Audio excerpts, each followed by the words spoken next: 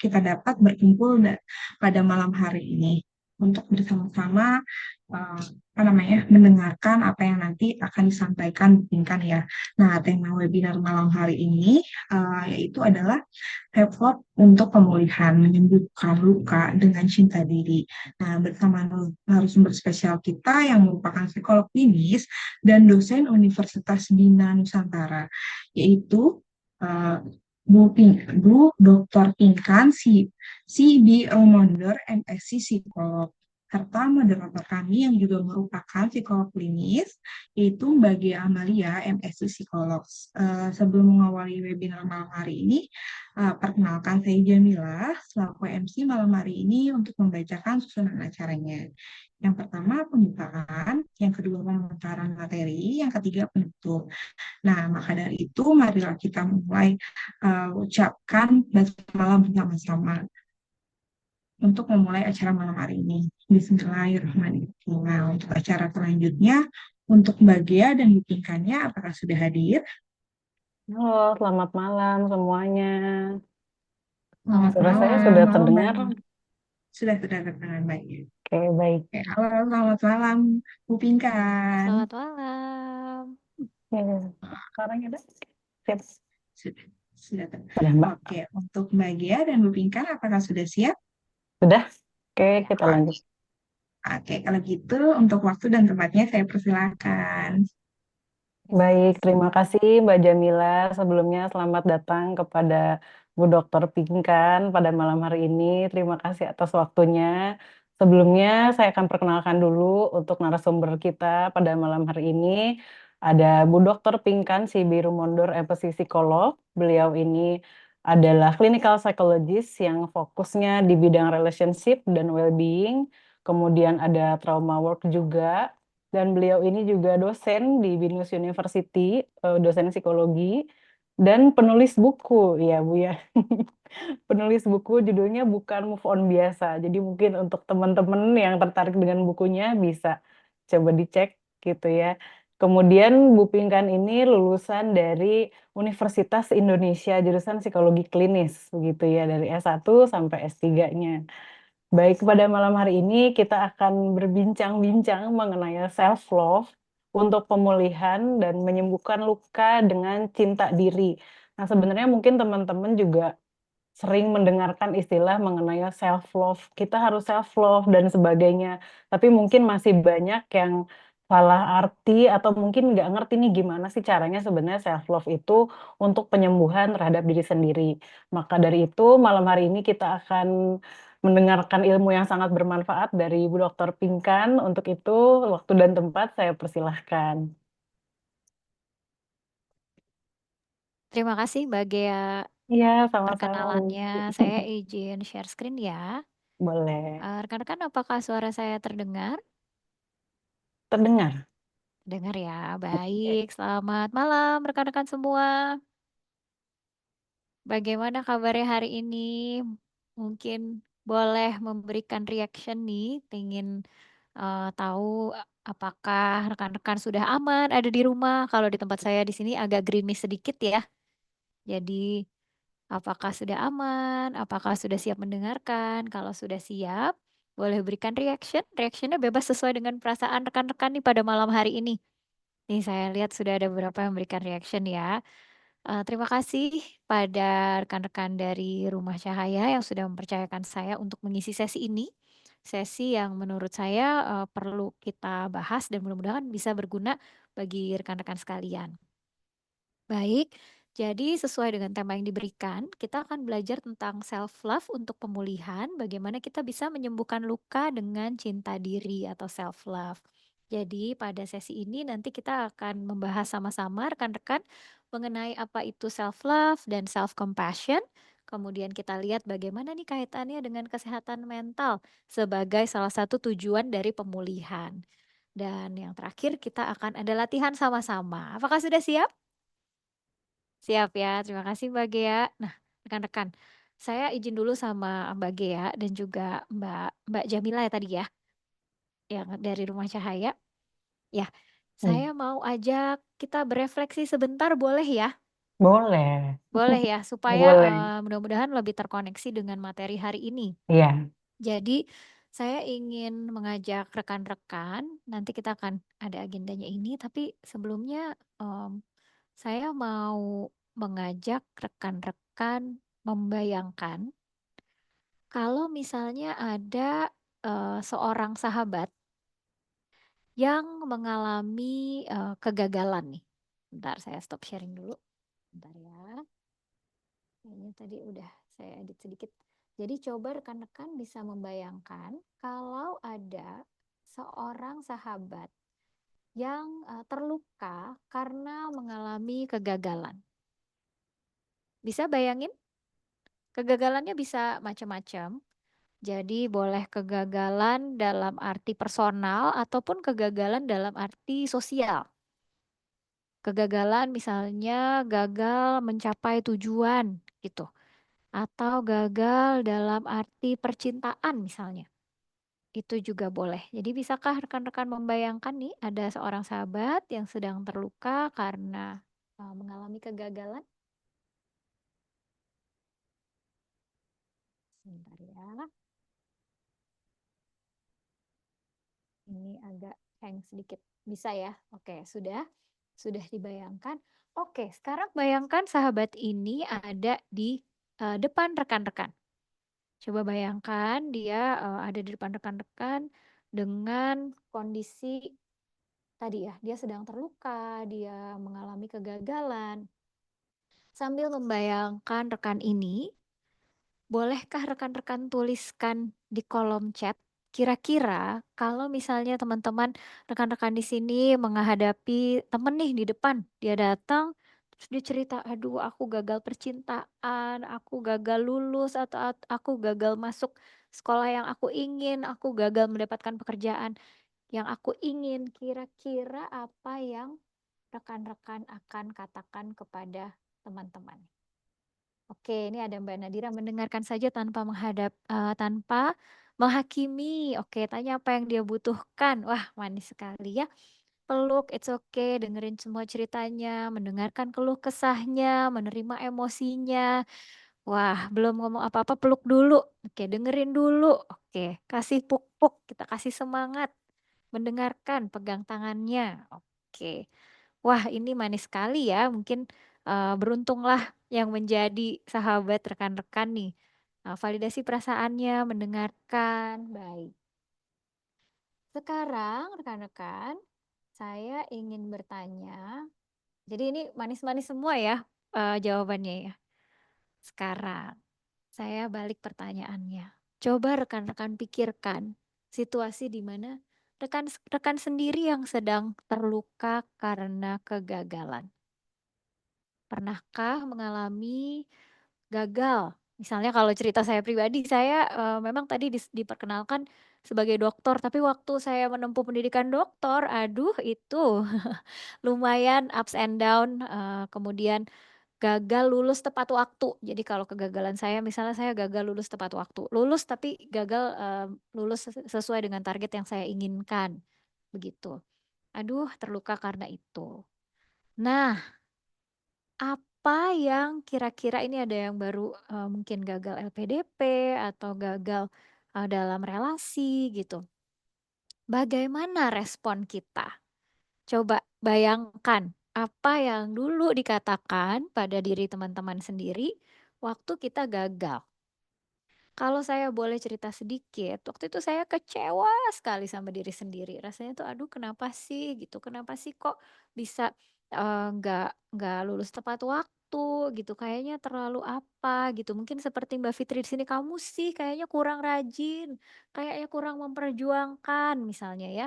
Jadi apa namanya, ada rasa kecewa terhadap diri sendiri. Sedih, ada rasa kecewa gitu. Mungkin teman-teman di sini ada juga yang pernah mengalami, ada yang nangis, ada yang nyesel gitu. Nah, di sini ada yang terima kasih sudah jujur ya rekan-rekan. Ada yang kemudian jadinya menyalahkan diri sendiri. Tenang teman-teman, rekan-rekan kalau misalnya pernah mengalami ini tidak sendirian ya. Ada rasa takut ada rasa, "Aduh kenapa sih begitu? Aduh kurang deh kamu tuh," gitu. Jadi kita mengatakan kepada diri sendiri seperti itu. Memang kalau lihat dari respon teman-teman di kolom chat ada juga yang, bisa, "Ya udah nggak apa-apa," gitu, ada yang bisa memvalidasi perasaan sendiri, tapi banyak juga yang, menyalahkan diri sendiri, yang bilang, "Aduh kamu tuh seharusnya bisa lebih baik deh, kamu tuh kenapa sih kemarin kurang rajin, kenapa sih kamu salah apa sih?" Gitu. Jadi, rekan-rekan kadang-kadang kalau kita lihat ya responnya jadi nggak seragam nih, kalau kita membayangkan teman baik, responnya ini kurang lebih seragam bahwa kita akan memberikan dia waktu, kita akan memberikan penguatan. Tapi kalau misalnya kita kita sendiri yang mengalami, ternyata kita kadang-kadang kejam pada diri sendiri. Ternyata kita kadang-kadang keras terhadap diri sendiri ya. Kita kecewa dan kita mungkin menyalahkan, mungkin kita, eee, dalam beberapa situasi kita benar-benar malah memberatkan diri sendiri. Kita, mengisolasi diri ya, mengisolasi diri, kita bilang, "Aduh kamu nih kayaknya kurang kurang semangat, kamu kurang cukup." Eee, ke diri sendiri, yang mana tidak kita akan lakukan kalau kita bayangin sahabat. Setuju nggak rekan-rekan sampai di sini? Ya. Nah, dengan latihan dan refleksi ini saya ingin menekankan bahwa kadang-kadang, mungkin tidak selalu dan tidak pada semua orang, tapi kadang-kadang kita seringkali kritis terhadap diri sendiri. Kita kadang-kadang menyalahkan diri kita sendiri dan akhirnya kira-kira nah ini malah ada yang cerita juga kadang-kadang kita jadi, menyesali tapi nggak cukup kita menyesal, kita menambahkan kepada diri sendiri, "Kenapa sih kamu kayak gini? Kenapa sih sebodoh ini?" Sampai kadang-kadang kita memberikan hukuman pada diri kita sendiri. Jadi itu yang terjadi kadang-kadang ketika kita gagal memenuhi ekspektasi sosial, ketika kita gagal memenuhi ekspektasi diri kita sendiri. Gimana, pernahkah teman-teman, rekan-rekan mengalami hal seperti ini? Pernah ya, Mbak Gia, angguk-angguk juga nih, karena yang namanya manusia juga meskipun kita psikolog, tapi manusia juga ya Mbak Gia pernah mengalami kegagalan. Dan, seringkali kegagalan itu adalah karena kita gagal memenuhi ekspektasi sosial. Kita jadinya merasa, "Aduh saya kurang sukses, teman saya udah lulus duluan, teman saya udah lulus LPDP, udah mau lulus sekolahnya, kok saya belum?" Gitu. Saya kayak ngerasa kalah sama, teman-teman gitu, rasanya jadi aduh jadi berat sekali rasanya.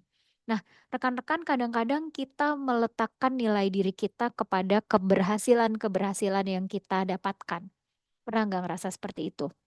Padahal kita sebetulnya, tidak perlu semua itu karena kita pada dasarnya udah berharga. Fakta bahwa kita lahir aja di dunia ini, kita ada di dunia ini pasti ada tujuannya.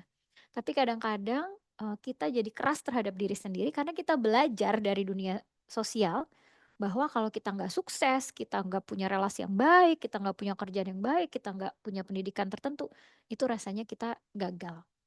Gitu, ya. Benar, tidak semudah itu Ferguson. Eee, nah, kenapa sih kita kadang-kadang memusuhi diri sendiri? Kayak tadi ya contohnya, kita kok jadi keras terhadap diri sendiri. Kalau menurut salah satu teori di dalam ilmu psikologi, ini namanya hopelessness theory. Kita bisa jadi keras sama diri kita sendiri, kita jadi lekas putus asa, kita jadi menyalahkan diri sendiri, jadi punya pandangan negatif tentang diri sendiri karena kita pernah mengalami pengalaman-pengalaman negatif. Misalnya waktu kecil mungkin di sini beberapa, atau termasuk saya sendiri ya, misalnya pulang membawa raport, eee ranking 2 terus respon orang tua adalah, "Loh kok ranking 2 nggak ranking 1?" Misalnya seperti itu. Atau misalnya kita, membawa prestasi tapi tidak mendapatkan apresiasi. Jadi hal-hal kecil seperti itu biarpun terkesan wajar tapi bisa menjadi pengalaman yang menyakitkan ketika kita tumbuh dewasa. Belum lagi kalau ditambah pengalaman-pengalaman yang betul-betul menyakitkan seperti misalnya ditinggal oleh orang yang kita sayangi, kemudian mengalami kekerasan. Nah, pengalaman-pengalaman tersebut membuat kita jadi punya, pandangan negatif tentang diri sendiri. Misalnya kita jadi merasa kita nggak berharga, kita kurang cukup, kita insecure, kita nggak aman. Dan hal itu membuat kita jadi merasa putus asa karena bisa jadi siklus itu tuh berlangsung cukup sering dari sejak kita tumbuh dewasa. Betul sekali ada trauma. Mungkin kalau kita membahas trauma, mungkin teman-teman membayangkan misalnya bencana alam yang besar seperti tsunami. Ya betul itu trauma, perang, iya betul itu trauma. Tapi mengalami pengabaian di masa kecil, kemudian mengalami, ucapan-ucapan yang menyakitkan di masa kecil dan itu sering terjadi, itu juga termasuk trauma masa lalu. Jadi ketika kita mengalami pengalaman buruk masa kecil yang sampai sekarang kalau kita inget tuh rasanya masih gitu, masih ada sedikit di dada, masih ada rasa sakit, itu namanya adalah trauma dan itu yang bisa membuat pandangan negatif tentang diri sendiri. Apalagi ditambah dengan faktor resiko berupa kurangnya dukungan sosial ketika misalnya kita keluarga kita kurang mendukung, misalnya ada dari yang keluarganya tidak lengkap, atau mungkin di sekolah guru-gurunya kurang mendapatkan informasi tentang kondisi murid-murid atau kurang informasi tentang kesehatan mental. Akibatnya ini bisa menambah parah rasa pandangan negatif tentang diri kita sendiri sehingga jadi muncul rasa putus asa. Nah, ini hanya satu contoh aja rekan-rekan bahwa rasa putus asa ini bisa menyebabkan gejala depresi di mana kita jadi ngerasa sedih, down, gak bersemangat, putus asa. Jadinya kalau mau mulai sesuatu jadi sulit begitu.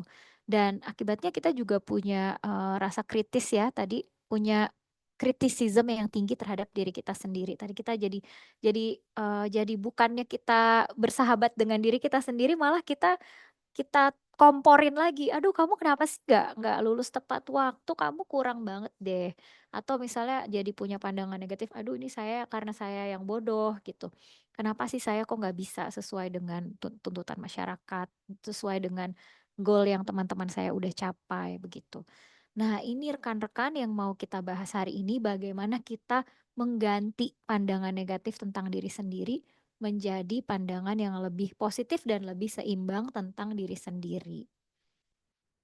Jadi disinilah kita masuk tentang self love. Jadi kita belajar bahwa kadang-kadang kita merasa keras terhadap diri kita sendiri karena alasan ini dan ini yang mau kita ubah ya. Setuju nggak kalau kita mau sama-sama belajar nih untuk mengubah pandangan negatif tentang diri? Boleh di komen atau berikan reaction. Setuju ya? Mari kita sama-sama belajar rekan-rekan. Oke. Biarpun tadi ada yang bilang tidak semudah itu Ferguson, nggak apa-apa pelan-pelan ya kita belajar sama-sama. Nah, pertama mari kita lihat dulu apa sih itu self love. Tadi Kak Gea dan juga Kak Jamila ya, bener nggak? Sudah bilang kadang-kadang mungkin kita tahu pernah dengar apa sih itu self love, tapi kita nggak tahu persis apa itu self love. Nah, rekan-rekan, mari kita lihat kalau dari ilmu psikologi, definisi self love itu saya ambil dari dua. Yang pertama menurut kamus dari American Psychological Association, self love ini adalah tentang concern dan interest tentang keberadaan serta kepuasan diri kita sendiri. Jadi fokus mengenai diri kita.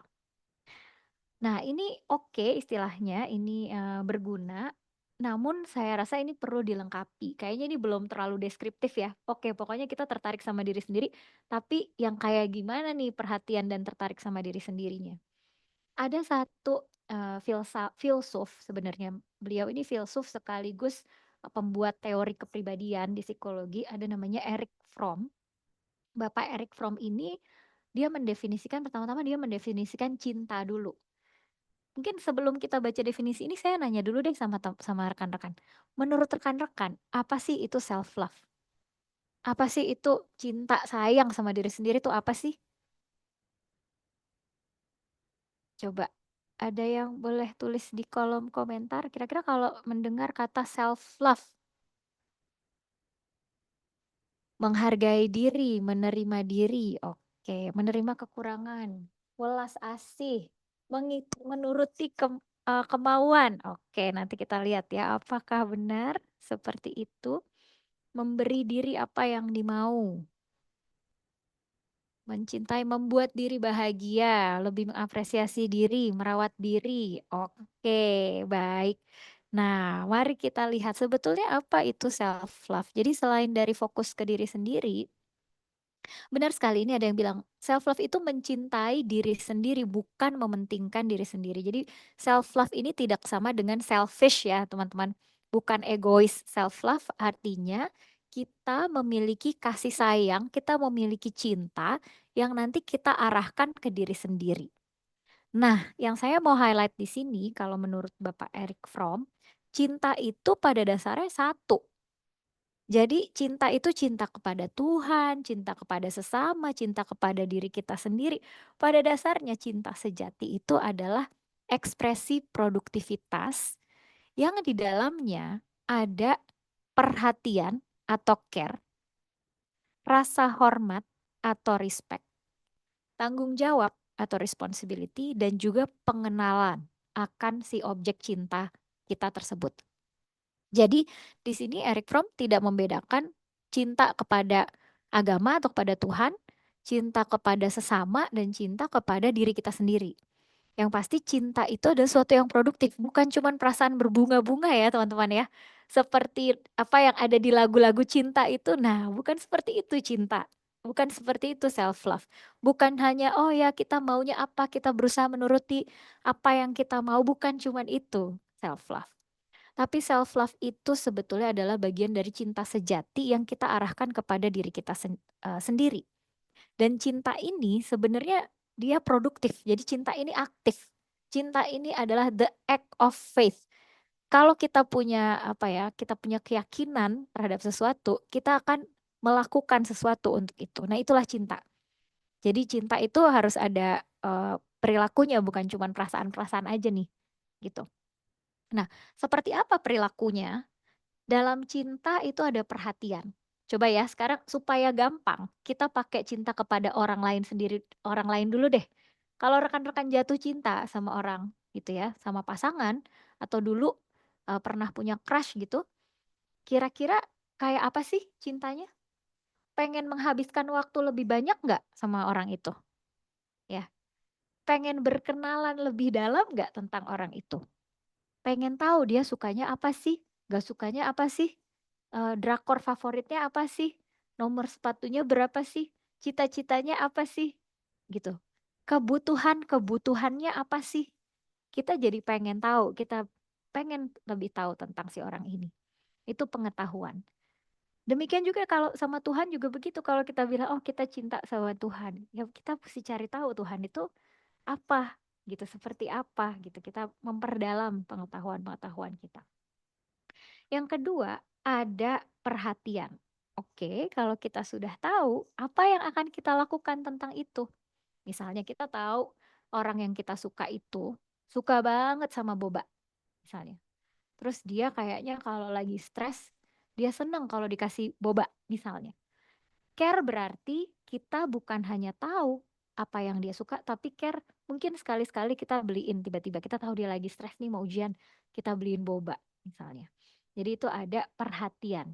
Perhatian bukan cuman tadi ada yang bilang diingetin makan, diingetin minum, diingetin mandi, iya. Dan ada mungkin ada sesekali kita melakukan sesuatu untuk orang tersebut. Kemudian berikutnya yang tidak kalah penting adalah kita menghormati atau kita respect terhadap kebutuhan-kebutuhan orang itu. Termasuk kalau dia butuh jarak dari kita, ya atau dia butuh space. Jadi kita memberikan hal itu kepada orang itu. Terus ada tanggung jawab. Jadi kita bukan cuman care tapi kita juga bertanggung jawab terhadap orang tersebut. Nah, kalau ngebayangin objek yang kita suka atau orang lain yang kita sayang gampang ya? Lebih gampang nggak nih teman-teman? Atau kita bayangin sahabat kita akan menunjukkan respect, responsibility, care, dan juga knowledge of our partner atau of our friends gitu. Nah, sekarang gimana dampaknya atau gimana bentuknya si self love ini kalau ke diri kita sendiri? Jadi rekan-rekan, kalau rekan-rekan berpikir, saya tuh bisa kok cinta sama orang, cuman kok saya nggak bisa ya sayang sama diri saya sendiri. Nah, rupanya sebenarnya cinta itu pada dasarnya sama. Jadi kalau kita merasa bahwa kita bisa cinta sama orang lain, kita juga bisa kok cinta sama diri sendiri. Caranya gimana? Cara nunjukinnya gimana? Satu, kita mesti kenal nih sama diri sendiri. Kita mesti tahu apa aja kebutuhan kita mesti tahu apa nilai-nilai yang penting buat diri kita perlu tahu seluk-beluk misalnya apa yang bikin kita stres, apa cita-cita dan tujuan hidup kita, itu kita perlu cari tahu. Kalau belum tahu, masih ada waktu teman-teman, silahkan digali ke dalam, cari tahu tentang diri kalian masing-masing. Setelah tahu, jangan lupa kasih perhatian sama diri sendiri. Kalau kita tahu bahwa kita ini butuh tidur cukup 9 jam, jangan lupa perhatikan kebutuhan badan kita. Kalau kita tahu kita butuh makanan sehat, jangan lupa perhatikan kebutuhan itu.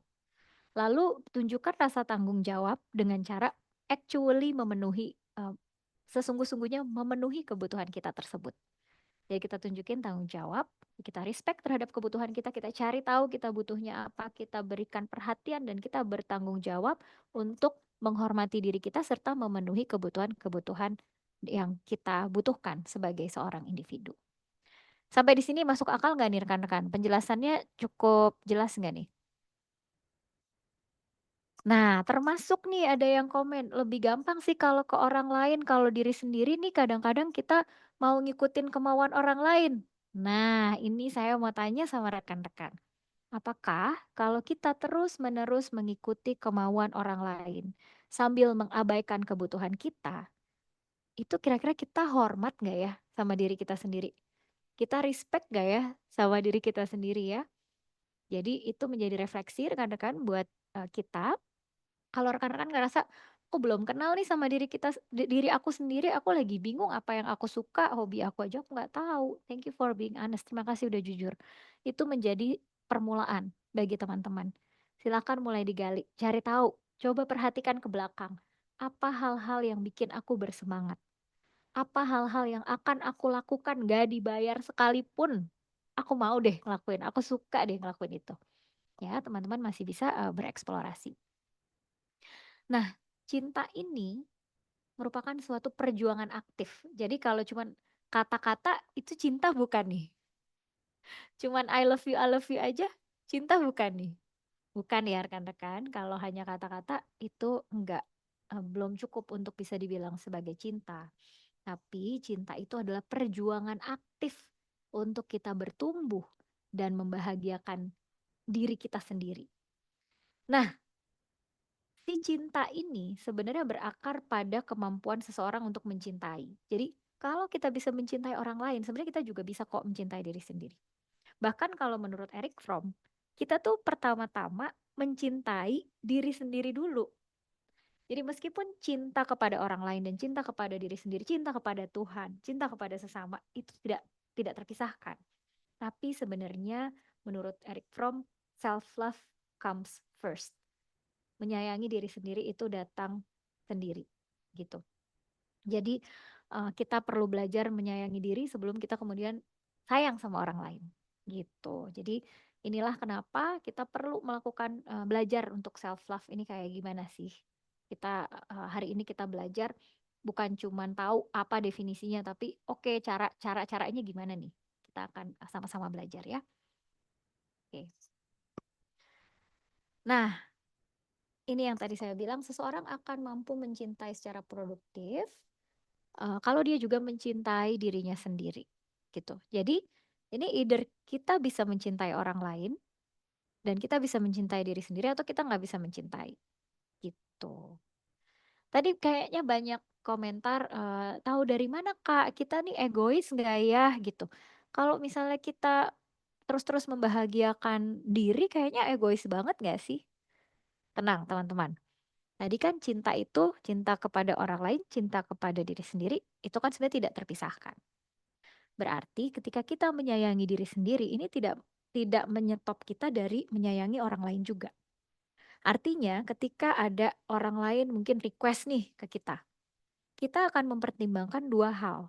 Bukan cuma mempertimbangkan request orang tersebut, tapi kita juga akan melihat diri kita. Misalnya, saya punya kapasitasnya nggak ya untuk bilang iya? Saya punya kemampuannya nggak ya? Gitu. Kalau saya pengen menyenangkan orang itu, tapi saya sebenarnya nggak mau melakukan itu. Nah, coba dicek kembali. Apakah ketika saya menuruti kemauan orang lain, itu karena beneran saya care, saya respect dia, dan saya respect diri saya sendiri, atau sebenarnya itu strategi kita untuk mendapatkan validasi. Atau itu sebenarnya pola-pola yang kita tahu ini nggak sehat, cuman kita udah kebiasaan aja melakukan itu, gitu. Jadi bukan secara betul-betul sadar, tapi karena kebiasaan aja. Kebiasaan kan diajarinnya gitu, kan harusnya begitu, tapi tanpa benar-benar sadar, kenapa sih kita mau ngikuti orang lain? Kenapa sih kita mau membuat dia bahagia, tapi kita lupa membahagiakan diri sendiri, gitu. Oke, sampai sini mudah-mudahan bisa menjadi refleksi buat kita semua ya. Nah, ada satu lagi nih rekan-rekan, jadi yang juga erat kaitannya dengan self love. Namanya adalah self compassion. Masih ingat nggak tadi definisi cinta itu ada rasa hormat, ada rasa tanggung jawab, ada care atau rasa kita ingin merawat, dan satu lagi apa? Masih ingat? Ada respect, responsibility, care. Satu lagi itu adalah knowledge. Jadi pemahaman tentang diri kita sendiri ya. Nah, cara kita untuk care kepada diri kita sendiri dan kenal dengan diri kita sendiri itu salah satunya adalah self compassion, atau kita belajar berbaik hati pada diri kita sendiri yang sedang menderita, yang sedang terluka, yang sedang mengalami kegagalan, yang sedang frustasi, yang sedang terjebak di dalam lingkaran-lingkaran macam-macam ya, misalnya lingkaran adiksi atau lingkaran pinjol atau lingkaran judi gitu. Jadi ketika kita terjebak, kita bisa baik kepada diri kita sendiri yang sedang menderita.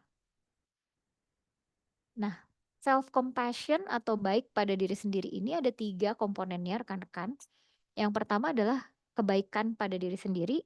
Yang kedua, ternyata tidak cukup ya mikirin diri sendiri aja, tapi melihat bahwa penderitaan kita pada dasarnya adalah konsekuensi dari kondisi kita menjadi manusia.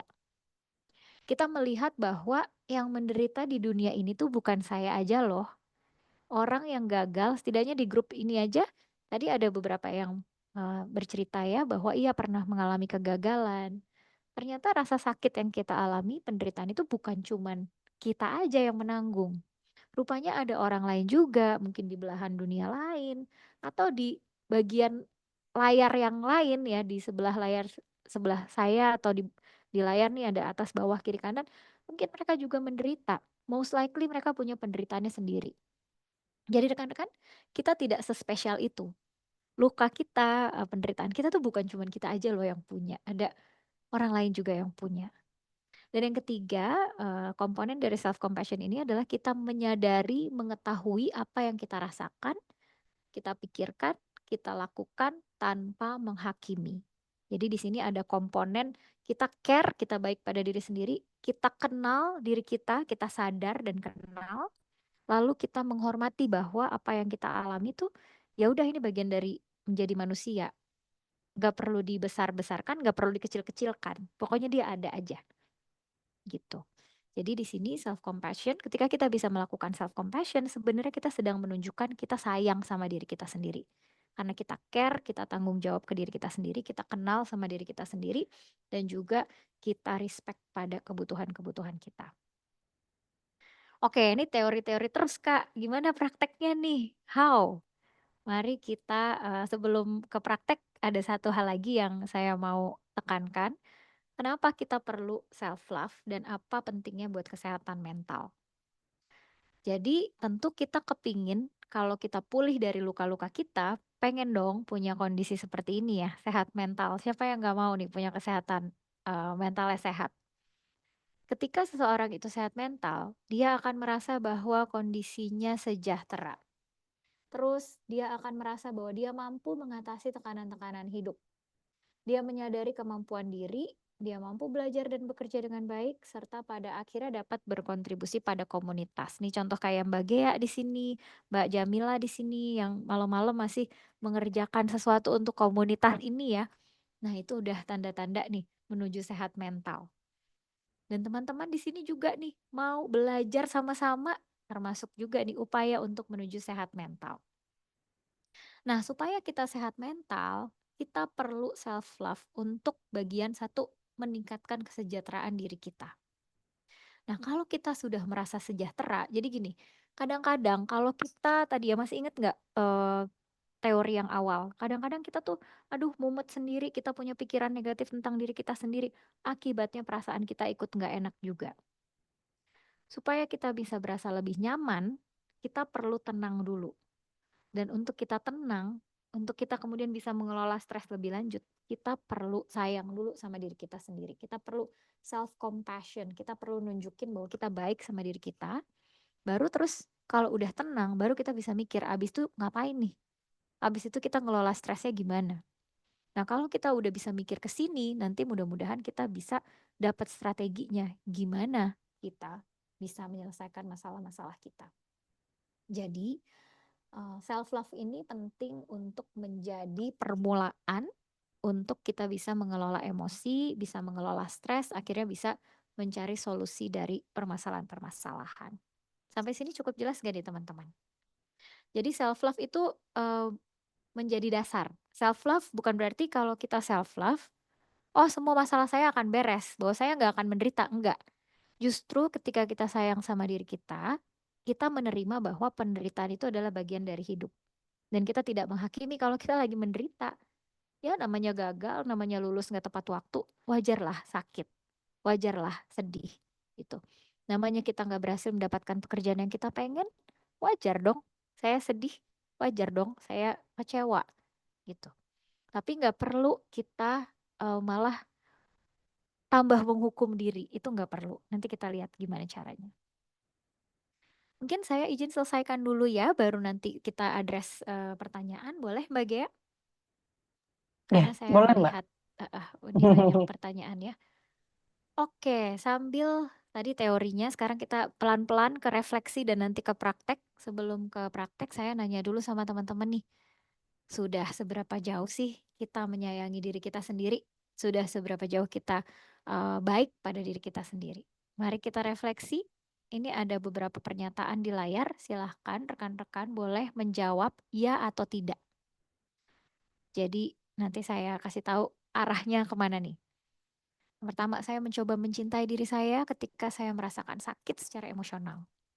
Saya ketika mengalami masa-masa sulit, saya memberikan kepedulian dan kelembutan yang saya butuhkan. Terus saya mencoba melihat kegagalan sebagai bagian dari kondisi yang dialami manusia. Ketika saya sedih, saya mengingatkan bahwa banyak orang yang mengalami hal yang sama dengan saya.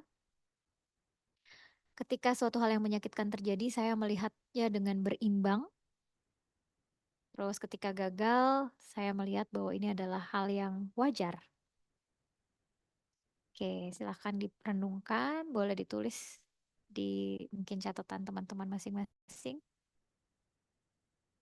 Oke, kalau semakin banyak iya, berarti semakin banyak juga self-love serta self-compassion yang rekan-rekan sudah punya. Kalau belum, berarti mesti latihan untuk menjadi seperti itu ya. 50-50, good, berarti sudah ada modalnya. Nah, ada lagi nih berikutnya. Oke, sekarang kita lihat. Sama ya, silahkan dibaca pernyataan ini, kemudian jawab ya atau tidak. Ketika saya melihat aspek diri saya yang tidak saya sukai, saya merasa sedih. Saya tidak bisa menerima dan saya menghakimi kelemahan dan kekurangan saya. Ketika memikirkan kekurangan, hal itu membuat saya terkucil tadi ya, terisolasi dari dunia.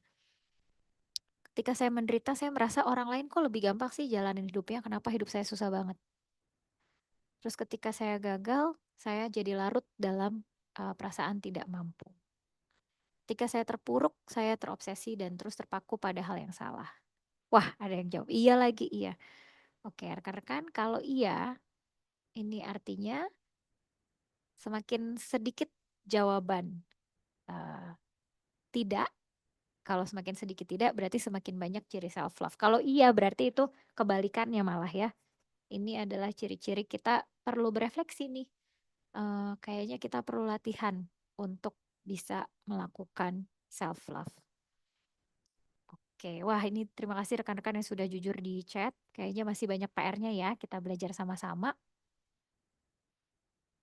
Jadi, gimana nih caranya supaya kita bisa menunjukkan self love pada diri sendiri? Mari kita mulai dari yang paling sederhana nih rekan-rekan.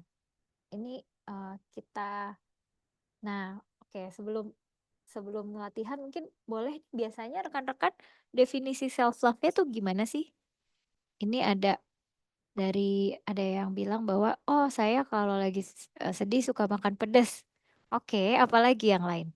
Kalau rekan-rekan merasa kurang nyaman karena kelihatan namanya, boleh ya izin, mungkin bisa, personal chat Kak Gea atau Kak Jamila yang di Rumah Cahaya 2, nanti, kakak-kakak boleh bacain. Oke, ada yang memaafkan, makan makanan manis, tidur, nulis diary. Makan coklat, beli kopi, olahraga. Wah, banyak ya strateginya ya. Nih ada yang hati-hati nih, scrolling-scrolling. Waduh, sama maraton K-drama. Oke, ada yang nangis juga, healing. Healingnya ngapain nih? Ya, jadi banyak ya. Nah, mari kita lihat rekan-rekan, gimana sih caranya kita menunjukkan self love, bicara pada diri sendiri. Oke, pertama-tama mari kita belajar cara untuk, nih ada banyak kasih reward. Tapi kalau, nah ini nih penting sekali, kalau gagal kok rasanya kita pengen banget nyakitin diri sendiri. Rekan-rekan, kita hidup di dunia yang sangat kompetitif ya. Jadi kayaknya kegagalan itu tuh dianggap nggak wajar dan kegagalan itu dianggap sesuatu yang besar sekali. Bahkan kegagalan kayaknya meskipun hanya pada satu aspek kehidupan, kayaknya kegagalan itu jadinya berkata-kata eh, apa ya, semacam mendefinisikan hidup kita sebagai individu, padahal nggak begitu. Jadi, yang perlu kita pelajari adalah pertama kita perlu belajar tenang dulu. Sebelum kita bisa menunjukkan nanti self love dengan berbagai macam cara, mari kita belajar untuk tenang dulu sekarang ya, tenang. Gimana caranya biar tenang? Ini susah sekali, memang betul. Jadi banyak cara untuk tenang dan untuk batasan sesi hari ini kita belajar satu dulu yang sebenarnya paling mudah tanda kutip, tapi memang pada beberapa orang ini akan sulit juga gitu, tergantung. Jadi latihan ini mari kita lakukan tapi dengan sesuai ini ya, sesuai kondisi masing-masing. Kalau misalnya rekan-rekan merasa ini sulit, boleh berhenti sejenak dulu. Oke, gimana? Bisa diikuti? Boleh ya? Oke. Saya akan buka video karena salah satu cara untuk tenang itu adalah dengan kita berfokus pada napas. Nanti akan kita lakukan, kita akan latihan box breathing atau pernapasan persegi, pernapasan kotak ya. Atau ada juga yang bilang ini adalah square breathing, pernapasan segi empat. Ada yang pernah dengar nggak teman-teman? Atau mungkin ada yang udah pernah praktek ini?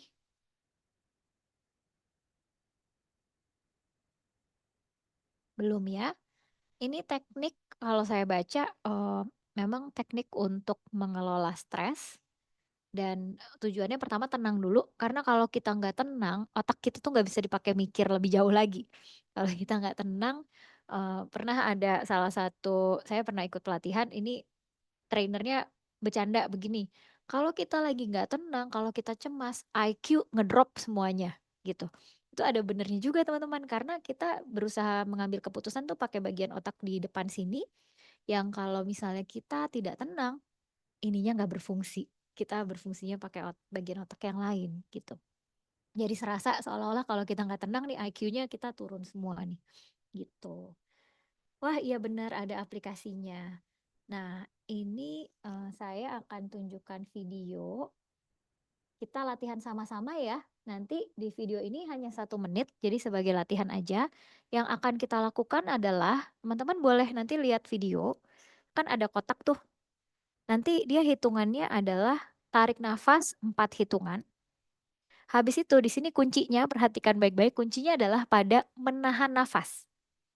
Jadi kalau misalnya kita lagi cemas atau kita lagi stres, kita lagi tegang, atau kita lagi nangis deh, perhatiin nggak napas kita kayak gimana?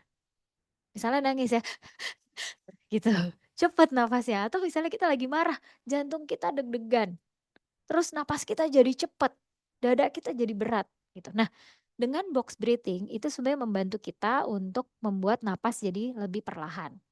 Caranya adalah kita tarik nafas 4 hitungan, kita tahan napas, di sini kuncinya kita tahan napas, baru setelah itu kita hembuskan 4 hitungan lagi, baru tahan napas lagi, baru tarik nafas dan begitu seterusnya.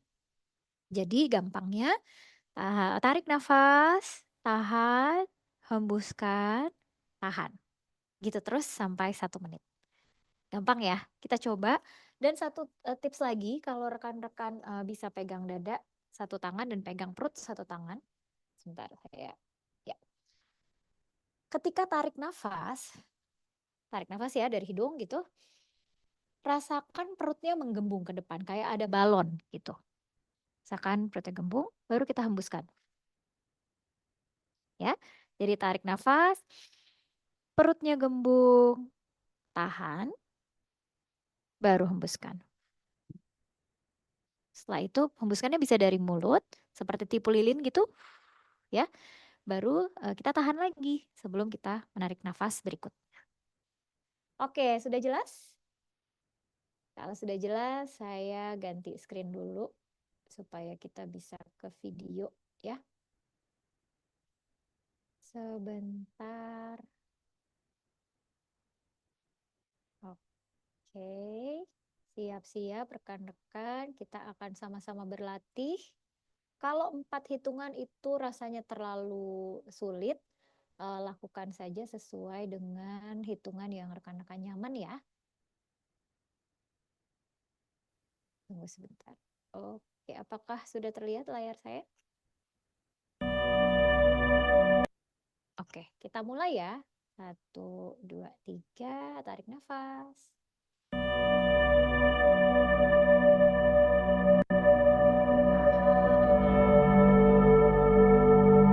Hembuskan. Tahan. Tarik nafas. Tahan. Hembuskan.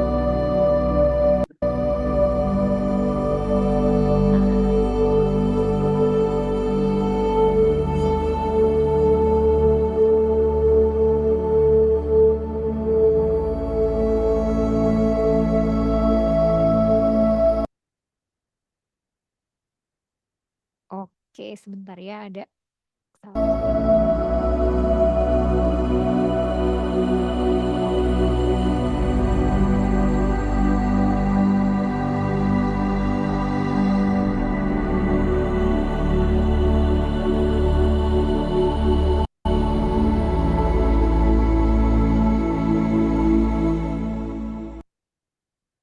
Oke, sampai di sini dulu tadi. Ups, sebentar.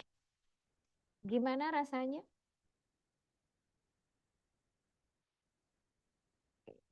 Gimana rasanya tadi rekan-rekan setelah latihan? Mungkin boleh tulis di kolom chat. Tadi kita rada kilat ya, cuman 1 menit pakai keputus lagi. Jadi nanti boleh sebenarnya ini rekan-rekan boleh coba, ada beberapa video, ini hanya 1 aja. Kalau rekan-rekan mau lebih lama cari yang lebih dari 1 menit. Ini ada yang biasa aja, tapi ada yang juga ngerasa lebih rileks.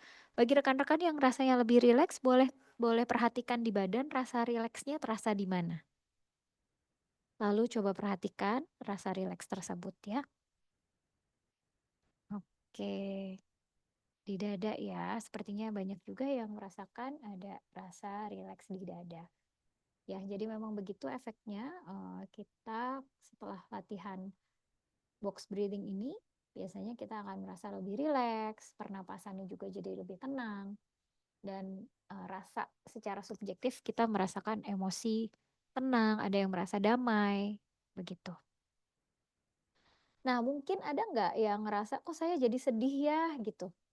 Bisa juga kalau kita terkoneksi dengan hal lain ya, ketika kita napas sebenarnya pikiran kita kemana-mana, coba kembalikan lagi ke napas. Ini ada yang rasa dadanya lega, pundaknya enteng ya. Oke, bagus, berarti bisa dilatih lagi. Kalau ngerasa sedih, coba kembalikan fokusnya ke napas. Itu berarti kemungkinan kita terkoneksi dengan memori atau ada hal lain yang kita teringat gitu. Oke, mudah-mudahan bisa dilatih ya rekan-rekan nanti di rumah. Oke, selanjutnya saya mau mengajak teman-teman kita masuk ke latihan nomor 2. Nanti kita akan padukan semua latihannya menjadi satu latihan. Tapi saya mau ngajak rekan-rekan untuk membuat self compassion mantra. Jadi supaya kita ingat tadi kan self compassion tuh ada 3 komponen. Yang satu adalah kita baik sama diri sendiri, kita melihat penderitaan sebagai bagian dari kehidupan sebagai umat manusia, dan kita mindful, kita menyadari perasaan-perasaan apapun tanpa menghakimi. Nah, mari kita aplikasikan 3 prinsip ini dengan membuat mantra. Jadi supaya kalau kita lagi sedih, kita nggak langsung seperti di awal tadi, langsung, "Kenapa sih? Kamu tuh harusnya bisa lebih baik. Kenapa sih kok bodoh banget sih?" Gitu. Supaya kita tidak terus dengan kata-kata negatif yang kita punya ke diri sendiri, mari kita membuat mantra. Mantra ini akan mencakup beberapa hal. Jadi yang pertama kita mindful dulu, "Aduh nggak enak ya," gitu.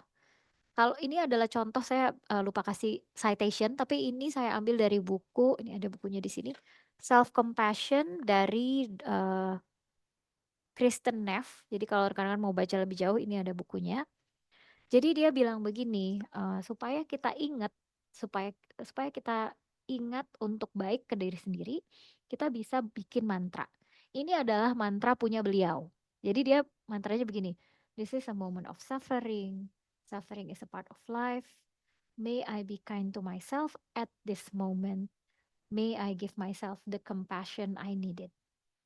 Jadi kalau bahasa Indonesianya, kita bisa, eee, bikin sendiri nih, yang penting satu ini tentang penderitaan, bahwa, "Hey aku menderita, ih sakit banget ya, aduh sakit banget," misalnya gitu. Atau bisa pakai nama panggilan sendiri, "Aduh," misalnya Mbak Gea gitu, "Aduh Ge, ini sakit banget ya," gitu. Terus kita tambahkan, "Dan ini adalah ini adalah bagian dari menjadi manusia. Rasa sakit ini nggak saya tanggung sendiri, ada orang lain juga yang sakit. Terus aku pengen baik sama diri sendiri. Aku pengen bisa nunjukin kasih sayang dan kelembutan pada diri sendiri." Gitu.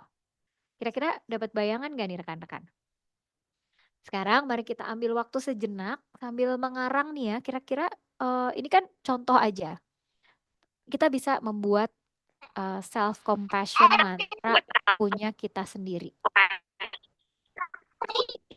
Jadi sebentar ya, mungkin rekan-rekan panitia boleh bantu. Oke. Mari kita karang untuk diri kita ya.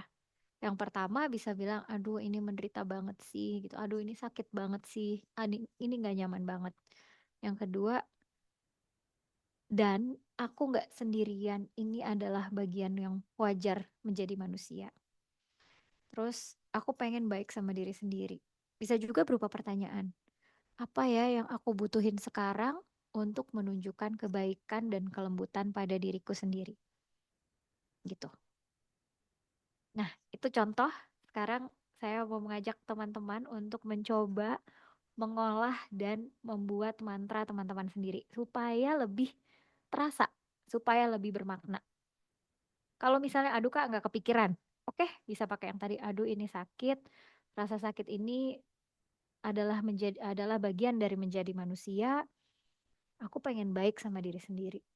Gimana ya cara nunjukin kebaikan dan kelembutan pada diriku sendiri? Aku butuh apa? Atau kalau mau lebih intim lagi, panggil nama sendiri. "Hai Gea," izin ya Ge, pakai namanya Gea. "Hai Gea, kamu lagi butuh apa? Sakit ya? Nggak enak ya? Wajar Gea, ini bagian dari menjadi manusia. Kamu butuh apa sekarang?" Gitu. Jadi kita latihan untuk bicara yang baik sama diri kita sendiri. Kalau masih susah, oke, teman-teman bayangkan ini ngomong buat sahabat yang tadi dibayangkan di depan. Oke, ini ada mohon bersabar ini ujian. Oke, kita terima kasih usahanya, bagus sekali dan, mmm bisa di apa namanya ditambahkan. Jadi kalau kita bilang mohon bersabar ini ujian, kira-kira apakah kita sudah cukup memvalidasi bahwa ini memang menyakitkan? Ya, ya nggak apa-apa kalau lagi perlu nangis nggak apa-apa. Jangan-jangan itu yang dibutuhkan sama teman-teman sekarang. Nangis itu ketika kita mengeluarkan air mata, setelahnya diikuti dengan rasa lega kok. Jadi kalau rekan-rekan butuh nangis, pastikan rekan-rekan ada di tempat yang aman, nggak apa-apa, silahkan. Ya, emosi kita itu hitungan menit kok, nggak akan selama-lamanya kita menangis. Kalau emang itu yang diperlukan, silahkan nangis dan ingat tanya pada diri sendiri apa yang saya butuh sekarang. Ya, Mbak Gita, ya, halo diriku, jangan lupa kita akui dulu perasaan sakitnya. Sakit ya, sakit banget dikhianatin. Tarik nafas lagi. Dan ini adalah bagian dari menjadi manusia. Gak sendirian kok punya rasa sakit yang kayak gini. Apa sih yang kamu butuh sekarang? Apa sih yang aku butuh sekarang? Gimana caranya aku bisa apa namanya menunjukkan kebaikan kelembutan pada diri sendiri. Ya. Kalau yang lagi kerja mungkin bisa ke toilet dulu, tarik nafas dulu ya, pakai cara yang tadi, tarik nafas. Kalau perlu nangis, nangis sebentar nggak apa-apa kok. Oke. Nah, teman-teman yang lebih tahu kebutuhan teman-teman apa, teman-teman yang lebih tahu saat ini sekarang butuhnya apa. Oke, buat teman-teman yang udah mulai terasa lagi emosinya, diperhatikan dulu. Coba bilang, hey, aku lagi ngerasa sakit.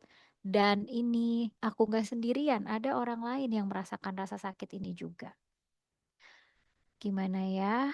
Aku menunjukkan kebaikan pada diriku sendiri. Tanya, aku butuh apa ya sekarang? Terima kasih nih Mbak Rika, bagus sekali. Sakit gak apa-apa, sedih itu wajar. Ini bagian dari menjadi manusia. Gimana ya, butuh apa? Oke, banyak hal yang tidak pasti dan bukan kita sendiri loh yang menjalaninya ya. Oke, kalau mungkin teman-teman dalam menanya kepada diri sendiri, mungkin jawabannya adalah aku butuh berdoa nih sekarang. Aku butuh pegangan nih sekarang. Gitu, silahkan. Kalau mau nangis-nangis silahkan. Kalau merasa butuh pegangan, mau butuh berdoa silahkan. Jadi teman-teman yang lebih tahu apa kebutuhan teman-teman sekarang. Oke, kita tarik nafas dulu yuk. Ya, tarik nafas. Tahan dulu. Hembuskan. Fokus kepada napas, perhatikan udara yang masuk. Tahan sebentar. Hembuskan lagi. Yuk, kita ke teknik yang terakhir sebelum waktunya udah mau habis nih ya, sedikit lagi. Nah, rekan-rekan, yang terakhir adalah bagaimana kita menggunakan tadi latihan 1, latihan 2 secara bersama-sama. Jadi penting sekali bagi diri kita untuk sesekali kita kasih jeda, kita kasih yang namanya self compassion break pada diri kita sendiri.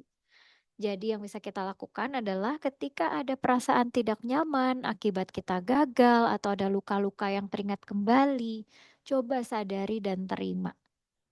Bilang bahwa aku merasa sedih, aku merasa kecewa, aku bingung, aku merasa bingung. Lalu berikan waktu jeda sejenak. Sadari tiap tarikan dan hembusan nafas kita. Teman-teman bisa lakukan box breathing di sini yang tadi kita udah coba sama-sama. Terus di sini jeda sejenak, teman-teman bisa mengingatkan mantra self compassion. Ini contohnya tadi ya. Ini nyakitin dan ini adalah bagian dari hidup. Setiap orang pasti punya masalah masing-masing. Hey, aku, apa sih yang aku butuhin untuk menunjukkan kebaikan pada diri aku sendiri sekarang? Kalau sudah, coba dengarkan diri kita, dengarkan badan kita. Jangan-jangan kita perlu menangis, jangan-jangan kita perlu minum, kita perlu minum air putih, jangan-jangan kita perlu mungkin wudhu atau kita perlu berdoa gitu. Jadi lakukan itu sampai akhirnya udah merasa tenang, kebutuhan kita sudah terpenuhi, lalu kembali beraktivitas dan menjalani peran-peran kita.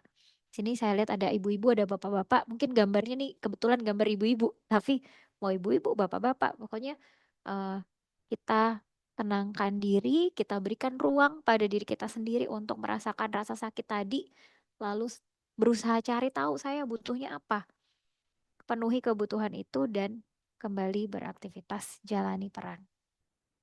Sampai di sini sudah cukup jelaskah rekan-rekan? Jelas ya?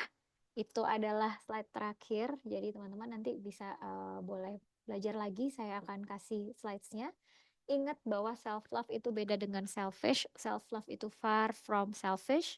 Karena ketika kita melakukan self-love, sebenarnya kita sedang belajar memenuhi kebutuhan kita. Kita belajar mengenali kebutuhan kita. Dan kita belajar menerima bahwa kita manusia. Penderitaan itu adalah hal yang menjadi bagian dari kondisi menjadi manusia. Dan kita nggak sendirian ngalaminnya. Ingat bahwa you are good enough. Teman-teman, kita diciptakan Tuhan, kita hadir di dunia ini pasti kita udah berharga dari sananya. Kalau nggak, ngapain kita diciptakan, ya nggak sih? Jadi untuk diingat aja sama-sama. Karena kalau kita aja udah diciptakan Tuhan kayak begini, berarti kita juga perlu menghargai diri kita sebagai ciptaan Tuhan, ya nggak sih? Jadi selamat belajar untuk mencintai diri sendiri dan untuk membantu diri teman-teman memulihkan, membantu diri teman-teman untuk pulih dari luka-luka yang dihadapi. Demikian materinya. Wah, bagus sekali nih kalau abis ini mau latihan tiap hari. Ini referensinya kalau mau baca lebih jauh tentang buku-buku yang menjadi referensi silahkan. Kalau mau connect kita bisa ketemu di email ataupun di Instagram. Selanjutnya saya kembalikan ke Mbak Gea. Silakan Mbak Gea. Baik, terima kasih dokter atas semua materinya hari ini dan sepertinya banyak sekali orang-orang yang relate dengan materi pada malam hari ini dan jadi tahu gitu ya sebenarnya bentuk self love ini bukan selfish, bukan berarti kita eh, jadinya mementingkan diri sendiri di atas segalanya gitu bukan, tapi bentuk sebagai rasa cinta kita yang tadi disebutkan dalam bentuk perilaku, perhatian, kasih rasa sayang buat diri kita sendiri.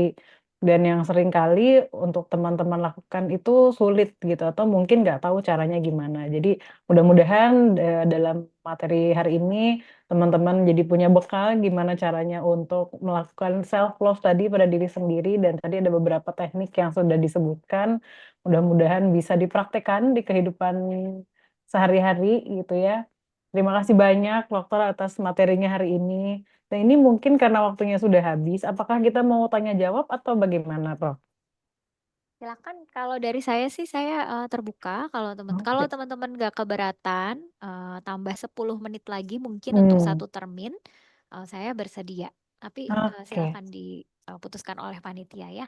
Oke, baik. Kalau misalnya teman-teman ada yang mau nanya, boleh raise hand. Ada yang mau bertanya. Oh, ini udah ada. Oh, langsung pada keluar raise hand-nya. Oke. Ini kita lihat dulu. Tadi yang raise hand itu ada siapa ya? Nadira, kalau nggak salah. Ada Nadira? Halo, Mbak Pinkan. Halo, Mbak Oke, Nadira. silahkan. Eh, iya, saya mau nanya. Jadi kalau misalkan kita gimana ya cara kita ngebedain kayak, oh ini emang udah nggak mampu nih, atau sebenarnya kita cuma Hmm, ngelimitasi diri aja gitu. Ini kadang agak susah ngebedainnya. Terus habis itu hmm, kayak misalkan saya tuh copingnya itu suka bikin kayak, oh saya punya orang tua imajinasi karena orang tua saya dulu itu nggak pernah ngevalidasi perasaan saya. Jadi kayak saya suka bikin kayak, oh nggak apa-apa nak kamu gini-gini. Itu lebih sehat atau lebih better kita ngomong sama diri sendiri ya? Atau sebenarnya ngomong pakai orang tua imajinasi ini nggak apa-apa? Makasih. Terima kasih Mbak Nadira. Mbak Gea, boleh saya langsung jawab? boleh langsung dijawab Oke, aja. jadi ada dua pertanyaan ya. Yang pertama, kapan tahu kita udah mesti butuh bantuan? Bener nggak sih Mbak Benar. Nadira? Ya, jadi kita bisa cek sama diri kita sendiri. Apakah misalnya kita punya tujuan nih? Misalnya tujuannya adalah buat tenang. Kalau kita punya tujuan, kita sudah berusaha mencapai tujuan itu tapi nggak bisa-bisa, itu artinya kita butuh bantuan. Kalau saya misalnya saya mau tenang, saya pengen konsentrasi kerja, tapi saya nggak bisa. Udah coba segala cara yang hari ini dipelajarin, udah coba, tapi ternyata terlalu kewalahan. Saya terlalu kewalahan, akibatnya saya nggak bisa konsen, saya nggak bisa tidur, saya nggak bisa kerja produktif, dan ini sudah berlangsung selama 2 minggu. Itu saatnya mencari bantuan, gitu. Kira-kira cukup jelaskah Mbak Nadira untuk yang pertama? Kalau kita Jelas. sudah mulai terganggu dan sudah berlangsung selama 2 minggu. Jadi bukan berarti kita nggak coba dulu ya. Oke, oke. Ya udah coba tapi kok nggak bisa sendiri. 2 minggu masih rasanya kayak gitu, cari bantuan. Oke, frekuensi Yang waktunya Mbak ya. iya frekuensi waktu dan memang kita sudah sampai terganggu pekerjaannya, sudah sampai nggak bisa tidur, makan jadi lebih banyak atau lebih kurang gitu. Itu sudah saatnya mencari bantuan. Terus yang kedua, gimana tadi soal cara ngomong ke diri sendiri, saya akan merekomendasikan untuk bicaranya ke diri sendiri. Jadi memang betul kalau misalnya kita mungkin, kekurangan figur yang bisa memvalidasi, jadinya jadi lebih susah untuk memvalidasi diri sendiri. Namun dari cerita yang Mbak Nadira, kelihatannya Mbak Nadira punya kemampuan itu dengan menggunakan, tadi ya orang tua imajinasi tadi ya. Nah, Iya benar. ada baiknya mulai pelan-pelan bicara ke diri sendiri seperti kita bersahabat sama diri sendiri, gitu. Kemampuannya dipakai, tapi narasinya lebih ke diri sendiri, gitu, daripada dengan orang tua. Karena ada karenanya nih, khawatirnya itu mengingatkan kita dengan misalnya mungkin orang tua kita yang udah nggak ada atau mungkin jadi bisa teringat dengan hal lain yang nantinya jadi bikin sedih atau jadi merasa, kehilangan. Jadi ada baiknya kita belajar memvalidasi diri kita sendiri. Sampai sini masuk akal nggak buat Mbak Nadira? Masuk akal. Makasih banyak jawabannya Mbak Pinkan. Ya, sama-sama. Selamat belajar ya Mbak Nadira. Kemampuannya udah ada nih, tinggal di poles sedikit. Ya, Sip Mbak Pinkan. Oke, baik, terima terima kasih. kasih. Oke, selanjutnya dari siapa ini ya? Hmm, Mbak Nisa, ada namanya Mbak Nisa? Ya, silakan Mbak Nisa Nisa ya di sini. Iya, Nisa Nisa. Halo Mbak Nisa Nisa, boleh di-unmute? Apakah ada? Halo, halo Halo. Mbak Oke, Dira, Mbak halo. Intan. Selamat Eh, malam. Selamat malam, saya ingin bertanya, saya termasuk orang yang terlalu sering memikirkan pendapat orang lain, karena sedari kecil saya terlalu sering banyak komentar dari orang tua dan Ya. keluarga, jadi kadang saya sulit membedakan antara mana nasihat dan hanya opini dari orang lain. Seperti Mm-mm. itu, Kak. Mm-mm. Pertanyaannya Mbak Nisa? Pertanyaannya jadi saya bingung untuk kadang mana yang harus ditanggepin dan mana yang harus dibiarkan saja. Itu Oke. mengganggu kehidupan saya jadinya. Ya, ya. Oke. Terima Tidak, kasih. makasih Mbak Nisa. Baik. Ini kayaknya mewakili beberapa teman di sini. Saya lihat sambil baca ada beberapa juga yang merasa seperti itu. Teman-teman memang tidak mudah ya kalau kita terbiasa tumbuh besar, kita belajar bahwa untuk survive, untuk kita bertahan hidup, kita mesti ikutin orang lain. Untuk bertahan hidup kita perlu ikutin kata orang tua. Ya benar sih kita perlu menghormati orang tua betul. Cuman kalau sampai kita tidak punya pegangan untuk diri kita sendiri, akan sangat sulit sekali rasanya. Karena hidup kita terbatas, energi kita terbatas, waktu kita terbatas. Kalau kita mau berusaha mengikuti kata semua orang, itu nggak mungkin. Oleh karena itu, sangat penting untuk Mbak Nisa dan rekan-rekan sekalian untuk mengenali diri. Mengenali diri dalam hal apa? Dalam hal satu, apa sih tujuan saya? Dan apa nilai-nilai yang penting buat saya. Misalnya, contoh Mbak Nisa misalnya diomongin soal cari jodoh gitu. Oh kamu tuh kalau cari jodoh harus ABCD, ABCD gitu. Jadi kita perlu untuk tahu nilai kita sendiri, values. Maksudnya apa hal-hal yang kita anggap penting. Misalnya, kalau buat saya cari jodoh itu yang penting satu, seiman. Yang penting seiman, misalnya kemudian mementingkan pendidikan misalnya. Hmm, Pekerjaan itu nomor sekian lah gitu. Ya udah kita pegang itu. Kalau nanti ada orang lain bilang, kamu tuh harus cari loh jodohnya itu yang kerjanya tuh di BEJ, BEI, Bursa Efek misalnya gitu. Kamu harus cari yang dokter. Nah, itu kita dengarkan saja tapi tidak harus kita lakukan. Kita, oh iya gitu ya kalau menurut ibu, menurut bapak, menurut om, menurut tante begitu. Tapi menurut saya yang penting seiman, kerjaan siapa aja yang penting seiman misalnya gitu.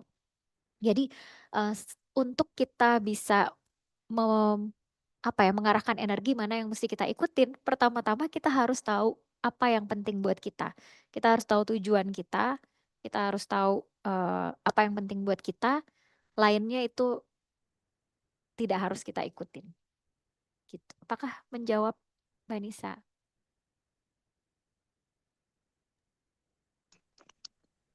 Iya, Kak Pinkan, karena sedari kecil terlalu dituntut untuk sempurna. Betul. Nggak ada yang sempurna ya. Kayaknya kesempurnaan hanya milik Tuhan nih. Jadi nggak apa-apa, kita manusia emang nggak sempurna kok. Jadi silahkan dicari tahu ya Mbak Nisa, apa yang penting buat Mbak Nisa. Begitu. Semoga Terima membantu. kasih. Ya, Ya, sama-sama. Baik, ini kita waktunya sudah habis ya, ya udah sepertinya. habis ya. Baik, kalau begitu mungkin yang bisa saya lakukan adalah nanti kalau Mbak Gea dan panitia berkenan, boleh nanti pertanyaan-pertanyaannya dikirim ke saya. Kita coba bahas di Instagram. Kalau begitu gimana? Oh, oke, boleh. Jadi buat teman-teman mungkin bisa follow ke Instagramnya. Nama Instagramnya sebentar saya cek dulu. Ini saya tulis aja ya. Ini ada ya. Saya di Oh iya. Pinkan Jadi buat juga. teman-teman yang mau tanya, nanti boleh mungkin di grup kumpulkan pertanyaannya, nanti biar dari tim Rumah Cahayanya dikirimkan ke Mbak Pinkan. Ya. Jadi bahas di Instagramnya. Mungkin Oke. saya akan pilih pertanyaan-pertanyaan yang mewakili ya rekan-rekan ya. Ya, Jadi mohon maaf kalau belum bisa semuanya, tapi saya akan coba lihat mungkin 3 sampai 5 yang mewakili. Jadi silahkan ditulis nih teman-teman yang raise hand. Terima kasih sekali. Boleh kirim pertanyaannya ke Mbak Gea atau ke tim Rumah Cahaya. iya. Oke, baik. Terima kasih banyak Mbak Pinkan hari ini karena waktunya udah nggak kerasa sebenarnya.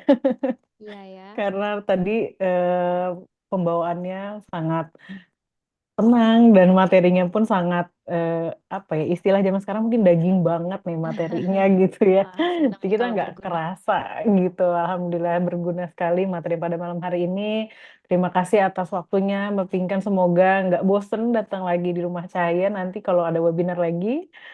Dan Boleh. mohon maaf juga kalau misalnya ada salah dari kami sebagai panitianya. Terima kasih dan selamat beristirahat Mbak Pinkan. Terima kasih juga Mbak Gea. Terima kasih untuk teman-teman yang semuanya udah aktif berpartisipasi ya. Terima kasih sekali. Ini merupakan kehormatan buat saya. Semoga rekan-rekan bisa latihan terus di rumah. Dan ingat teman-teman, rekan-rekan nggak sendirian. Kita sama-sama belajar. Yang lagi menderita, yang lagi merasa gagal, nggak sendirian. Rasa sakit ini adalah bagian dari menjadi manusia. Terima kasih atas waktunya. Mohon maaf juga kalau ada salah-salah kata. Oke, Terima kasih. baik. Selamat Sama-sama. malam. Selamat malam. Baik, saya kembalikan lagi ke Mbak Jamila.